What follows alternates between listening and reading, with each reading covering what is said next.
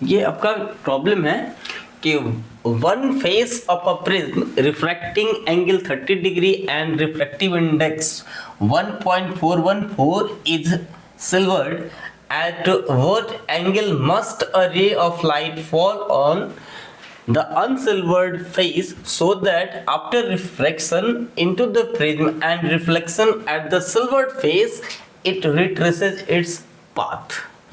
तो ये आपको एक प्रिज्म दी हुई है और यहाँ पे इसका एक जो फेस है यहाँ पे AC है, ये सिल्वर्ड है और ये एंगल ऑफ प्रिज्म 30 डिग्री दी हुई है।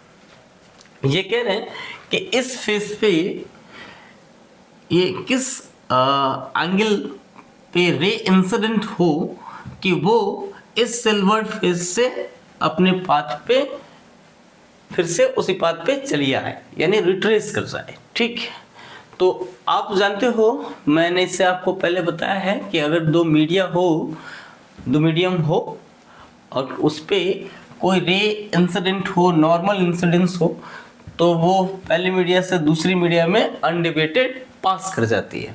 ठीक है, वो आप जानते हो।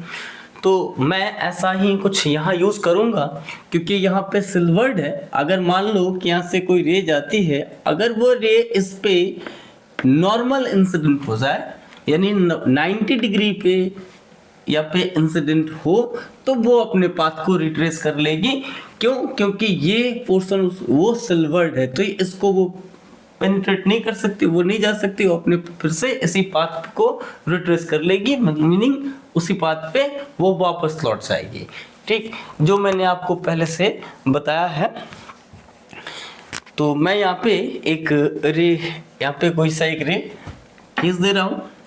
आप मान लो ये एक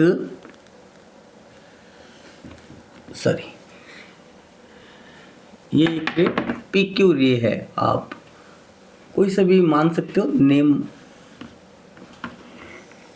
यहाँ पे एक PQ रे है और वो यहाँ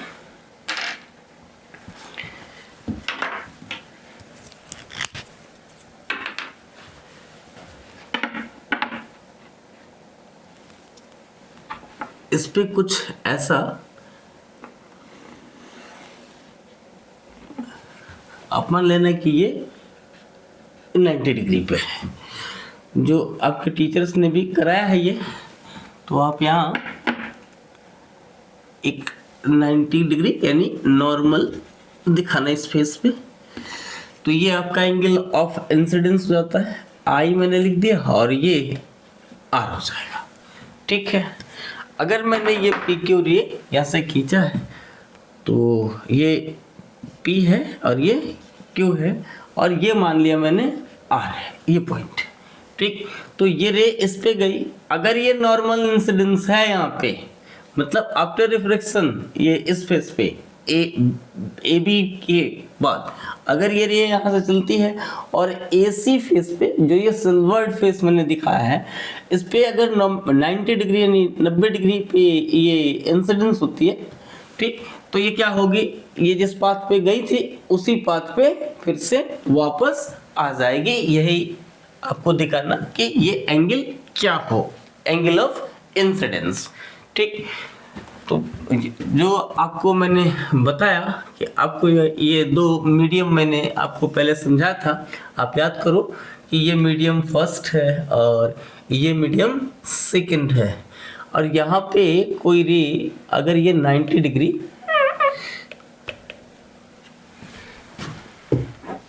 यहाँ ऐसे नॉर्मल इंसिडेंस हो रही है, तो ये क्या होगी, ऐसे सीधी अपने इस रास्ते पे चली जाएगी, इस पाथ पे चली जाएगी अगर ये 90 डिग्री पे हो तो। लेकिन अगर ऑब्लिक हुई तो ऑब्लिक में क्या होती, वो अपने नॉर्मल से की तरफ बेंड हो जाएगी ऐसे।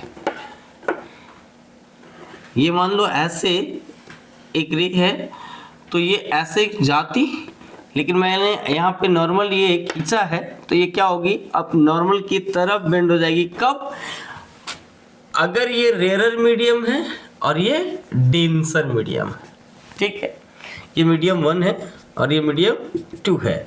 ये एंगल ऑफ इंसिडेंस और ये एंगल ऑफ रिफ्रैक्शन, ठीक है। तो ये नॉर्मल की तरफ बेंड हुई है। लेकिन अगर ये रेयरर है और ये डेंसर है, ठीक, ये 90 डिग्री पे आई है रे, तो ये सीधे सीधे अपने पाथ पे चली जाएगी, ये अनडेविएटेड पास कर जाएगी, ठीक। लेकिन मैंने ये आपको बताया यहाँ पे, तो ये दूसरी मीडियम में चली जा रही क्योंकि यहाँ पे सिल्वर्ड फेस नहीं है, ठीक। अगर मैं क्या करूँ, सेम ये रे, ऐसा ही रे यहाँ पे एक मिरर समझ लूँ मैं यहाँ, और यहाँ पे मैं इसको सिल्वर्ड कर दूँ, यहाँ सिल्वर्ड कर दूँ, तो ये जो रे आएगी 90 डिग्री पे इंसिडेंस होगी, ये फिर से अपने पाथ को रिट्रेस कर लेगी, ठीक है। इसी थियरी को मैंने यहाँ पे आपके लिए यूज करा है, ठीक। तो अब लिखो द रे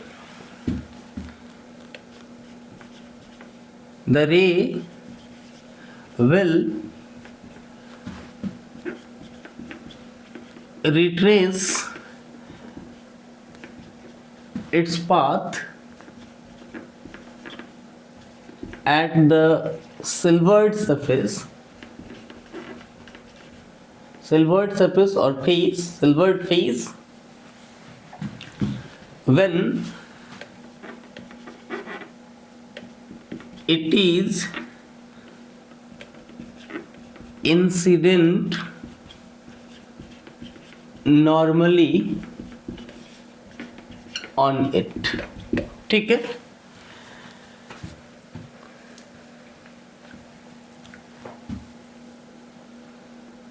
Therefore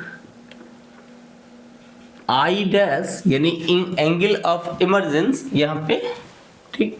तो एंगल ऑफ इमर्जेंस क्या हो जाएगा, 0 degree. Thus R dash equal to 0 degree. अब आप जानते हो as R plus R dash equal to क्या होता था, एंगल ऑफ प्रिज्म। आपको बताया है मैंने, नहीं? तो आप यहां से लिख सकते हो R प्लस R डैश क्या हो गया, 0, और A क्या दिया हुआ है, 30 डिग्री, ठीक है। वहां दिया हुआ जो दिया है वो आप लिख लो, गिवन म्यू रिफ्रैक्टिव इंडेक्स भी दे रखा है 1.414 और एंगल ऑफ प्रिज्म क्या दे रखा है, 30 डिग्री, ठीक है। तो यहाँ से अब देखो R इक्वल टू क्या है, 30 डिग्री है, ठीक। अब आप लिखना फिर से as mu equal to sine I upon sine are. ये आपको आता है, मैं समझता हूँ, सिलेंस लॉ है, ठीक। क्या ये, अच्छा ये थोड़ा से ऐसे दिख रहा है, अरे कोई नहीं, आप ये उससे खींचने पे थोड़ा सा टेढ़ा हो गया, तो आप फिर से खींच लो, इसलिए हंस रहा है। अरे कोई नहीं, सर स्केल सही बना रहे तब भी टेढ़ा हो जा रहा है, स्लिप कर रहा है ना बोर्ड पे।